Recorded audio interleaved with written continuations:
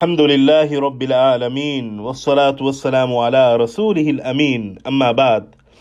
حضرت علی رضی اللہ عنہ نے بارضا و رغبت سب سے پہلے حضرت عثمان رضی اللہ عنہ کے ہاتھ پر بیعت کی۔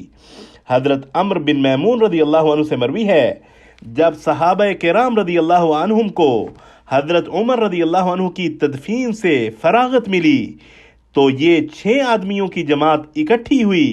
حضرت عبد الرحمن بن عوف رضی اللہ عنہ نے فرمایا، تم 6 آدمی اپنے معاملات اپنے میں سے 3 آدمیوں کے سپرد کر دو۔ حضرت زبیر بن عوام رضی اللہ عنہ نے کہا، میں اپنا معاملہ حضرت علی بن ابو طالب رضی اللہ عنہ کے سپرد کرتا ہوں۔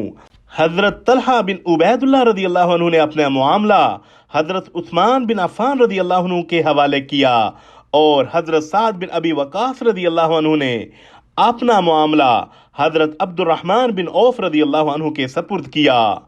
حضرت عبد الرحمن بن عوف رضی اللہ عنہ نے حضرت عثمان اور حضرت علی کو مخاطب کر کے فرمایا، تم دونوں میں سے جو خلافت کا طالب نہیں ہوگا اسے ہم خلافت دیں گے، اس بات پر اللہ گواہ ہے اور اسلام بھی کہ میں اسے منتخب کروں گا جو میرے نزدیک تم دونوں میں سے افضل ہوگا۔ یہ سن کر دونوں حضرات یعنی حضرت عثمان اور حضرت علی رضی اللہ عنہم خاموش ہو گئے۔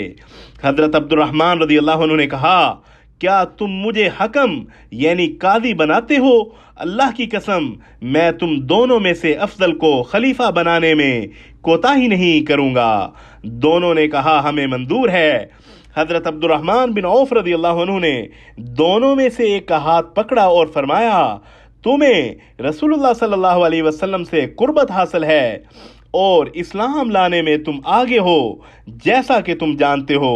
یعنی حضرت علی رضی اللہ عنہ کا ہاتھ پکڑا، اللہ تمہارا نگہبان ہے، اگر میں تمہیں امیر بناؤں تو تم یقیناً عدل سے کام لوگے، اور اگر میں حضرت عثمان کو امیر بناؤں تو تم یقیناً ان کی بات سنو گے اور اطاعت کرو گے۔ پھر حضرت عبد الرحمن رضی اللہ عنہ دوسرے آدمی یعنی حضرت عثمان کو الگ لے گئے اور ان سے بھی ویسی ہی گفتگو فرمائی۔ جب دونوں سے قول و اقرار لے چکے تو فرمایا، عثمان اپنا ہاتھ اٹھاؤ، اور ان سے بیعت کی۔ پھر حضرت علی رضی اللہ عنہ نے بھی ان کی بیعت کی۔ پھر سارا مدینہ امڈ آیا اور سب نے بیعت کی۔ اسے بخاری نے روایت کیا۔ وصلی اللہ علی النبی الکریم۔